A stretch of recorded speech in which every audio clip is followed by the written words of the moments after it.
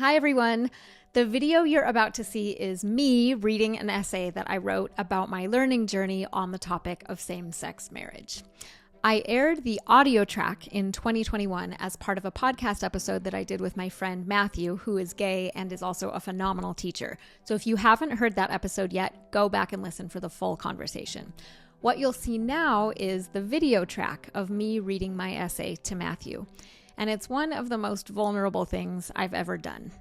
I'm sharing it now because I learned things that I think you might be able to relate to, or you might have family members or friends who can relate.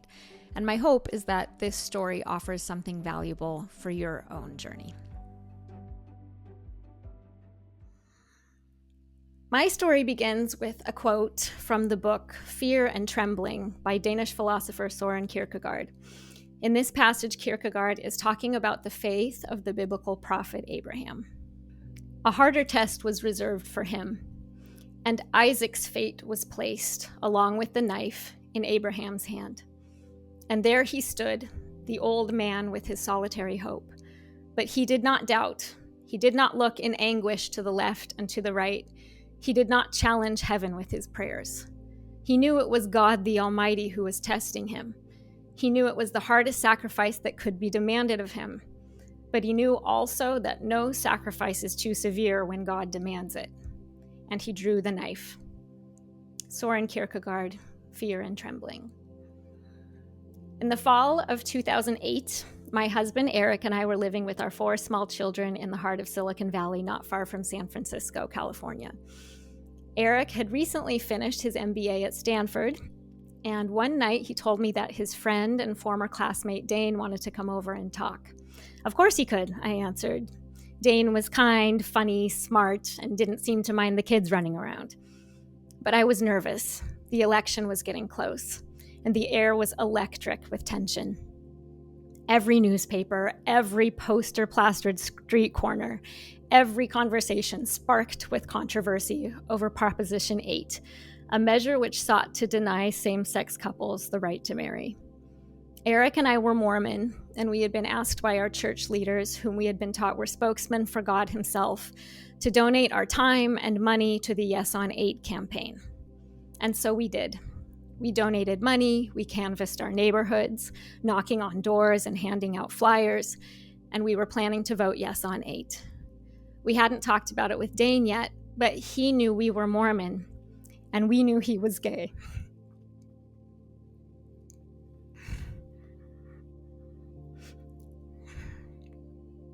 Dane showed up on our doorstep with chocolate chip cookies. I let the kids have a couple while we chatted. They were thrilled. It was bedtime. And then I rounded them up and took them to bed, straining my ears to hear what the men were saying in the other room. As Dane left, Eric recounted the conversation, which was indeed the confrontation I had feared. Dane asked Eric point blank if he was going to vote against same-sex couples' right to marry, and Eric answered honestly that he was. Dane asked him how he could do that, and Eric struggled to find words to explain the reasons we had been taught our whole lives and that we continued to be bombarded with. We were receiving constant emails from family members, friends, and community members, mostly Mormon, but also a slew of forwarded emails from other religious groups, detailing the myriad ways in which gay marriage would unravel the very fabric of society. Talking with Dane, though, face to face, Eric suddenly found those reasons too hurtful and too absurd to say out loud. Instead, he replied dutifully, I guess in the end, it's just that we believe that God has spoken on this issue, and we choose to follow God, whether or not we understand and whether or not society understands. Listening to my husband sum up our choice in that way, I felt the familiar rush of righteousness that came when we sang in church, "Onward, Christian soldiers, marching as to war." But that virtuous surety only lasted a second. It faded fast and left me with a dis-ease that made me almost physically ill.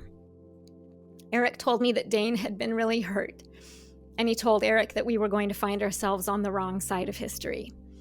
As I went to bed, I glanced at the kitchen and saw the plate of cookies for us on the counter.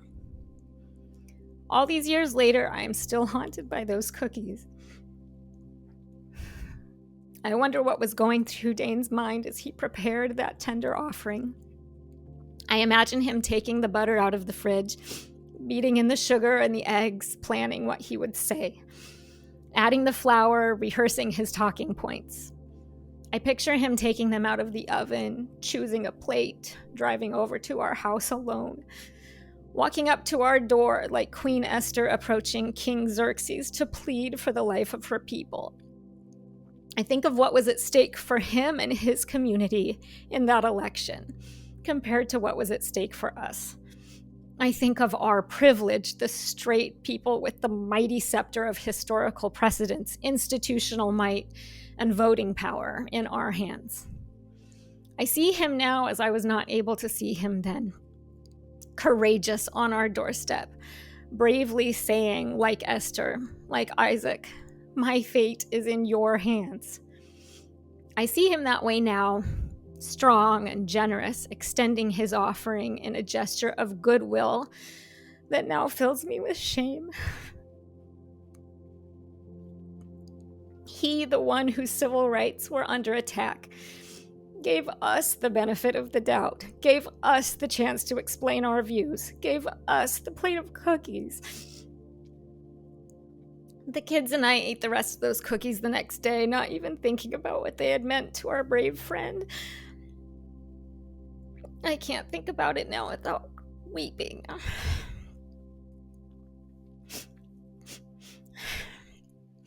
I say we didn't think about what those cookies meant, but that's not true. Eric and I talked about it constantly. I had grown up in an environment where I absorbed a general sense of homophobia that was frequently confirmed at church, and there were no influences counteracting that gradual formation of bias and condemnation. Eric, on the other hand, had been raised in a politically active, explicitly homophobic environment. I remember, and he is devastated now to remember this, that when he was preparing to attend grad school at Stanford, he asked me, "What will I do if there's a gay person in my study group?" I remember answering, study with him? Isn't that what people do in study groups? My upbringing had taught me to hate the sin, but love the sinner. His had taught him to hate the sin and avoid the sinner at all costs. So it was a shock for Eric when early on in his business school program, he attended the student lecture series he and a friend had started. And his friend Mark, whom Eric really liked and respected, chose as his lecture topic not his impressive pre-business school career, not his athletic endeavors, but instead what it had felt like to realize he was gay. Mark stood in front of his classmates and talked about how scared he had been, and that his first thought as a gay teenager was to kill himself.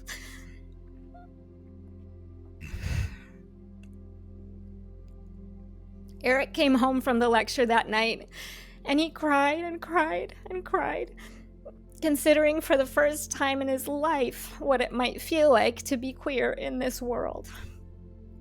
A switch flipped for Eric that night. That's how he works. He can make even dramatic updates to his mental hard drive really easily and quickly.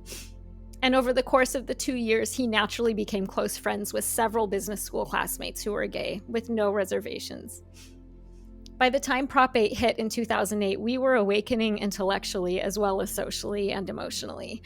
I remember arguing with my staunchly obedient Mormon mom friends that denying fellow citizens a civil right that we ourselves enjoyed was un-American, and that it was unkind, that it was morally wrong.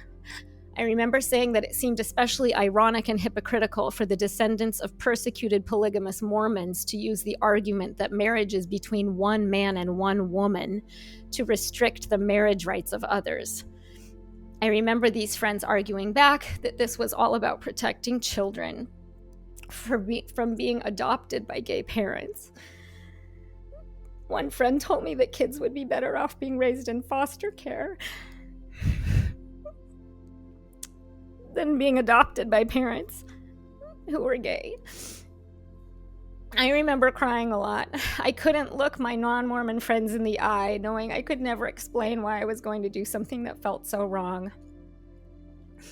I thought often about Abraham, Kierkegaard's knight of faith, who was willing to sacrifice not only his only child, but his obedience to the great commandment, the first divine injunction, thou shalt not kill. Abraham placed his moral code and his conscience on the altar along with his child. That child who represented the love of his life, the love of his wife's life. Did Sarah even know what Abraham had agreed to do? Isaac was their only chance at the posterity which God had promised would number the stars in the sky, the sands of the sea. It didn't make sense. It was morally indefensible. It would desolate him. But Abraham prepared to do it anyway. It was the ultimate test, and Abraham passed. I am Abraham, I repeated as my stomach churned. I am Abraham.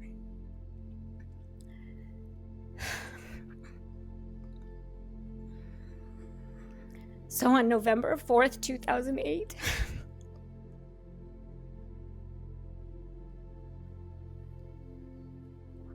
I readied the ropes and sharpened the knife, and I took my gay brothers and sisters to Mount Moriah to be sacrificed.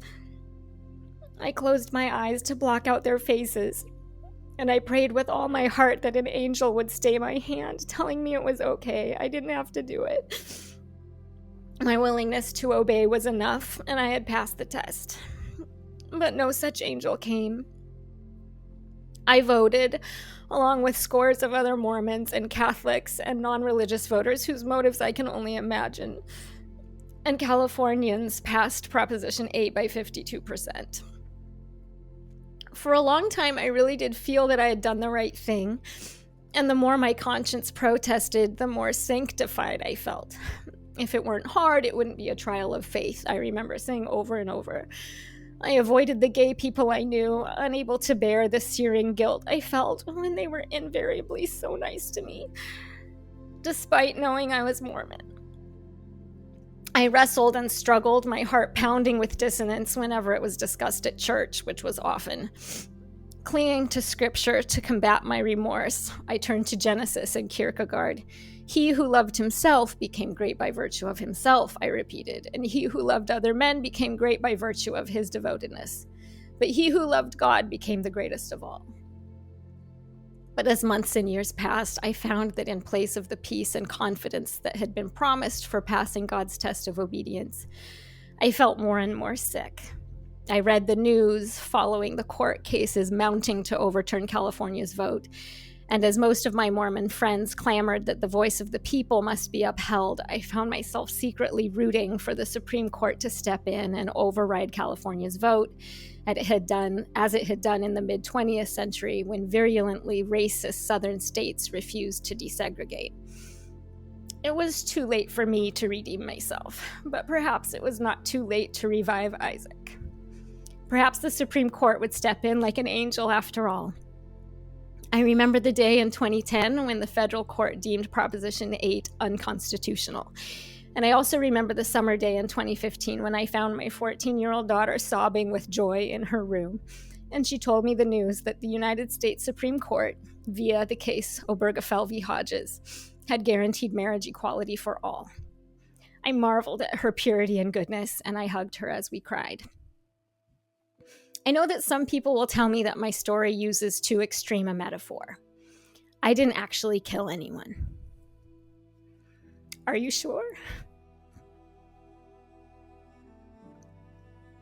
Only 9 years earlier, when California was roiling with controversy over Prop 22, which was nearly identical to Prop 8, a 32-year-old gay Mormon man named Henry Stewart Mattis wrote a letter to the Church of Jesus Christ of Latter-day Saints begging them to rethink their position on same-sex marriage. He then drove to his local chapel in Los Altos, California, and shot himself in the head on the church steps. His suicide was so effectively hushed that I, living in Utah at the time, never even heard about it. Only after I had helped to pass Prop 8 did I learn that Mattis's suicide had taken place at the very chapel where I would later gather with my congregation, the chapel where all 4 of my children were baptized, the chapel where we sang "Love One Another" and "Onward Christian Soldiers," the very chapel where Eric and I reported to receive our Prop 8 canvassing assignments. Did people die under our collective knife again in 2008? Undoubtedly, they did. This knowledge will haunt me for the rest of my life. And even for the queer people who survived Prop 8 physically, I helped to sacrifice their inalienable right to life, liberty, and the pursuit of happiness. Happiness that my church had taught me came from getting married and forming a family. That was the whole point of life, according to my religion, to grow up, to fall in love, to commit my life to one person and share not only physical intimacy, but the sacred emotional intimacy that comes from supporting each other through grad school and work stresses and first homes and paying bills and raising children together. Marriage and family was the greatest joy, my church said. But that fulfillment, that joy, was not allowed for some of our brothers and sisters. All of that joy, all of that meaning is not for them. When I consider what that would have felt like for Eric and me, if our beloved religion had not only denounced our love, but rallied our beloved community to make sure we could never, ever be married, that would feel in every way like death. I will never be Abraham again. I guess, to be honest, I never was like him in the first place. In Kierkegaard's words, Abraham did not look in anguish to the left and to the right. He did not challenge heaven with his prayers. I did. And I know now that that very anguish, that frantic looking to the left and right, that challenging heaven with my prayers, if anything was God, that was God. That anguish was the divine in me saying, this is not right. If there is a God, God would never ask us to sacrifice another human being's hopes and dreams and love and family on his altar. It was an unholy sacrifice. It was a sacrifice that wasn't mine to make. And I will be sorry for the rest of my life.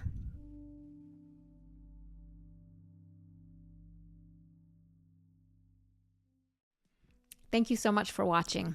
I'd love to hear about your own learning experiences on this topic, so please share in the comments.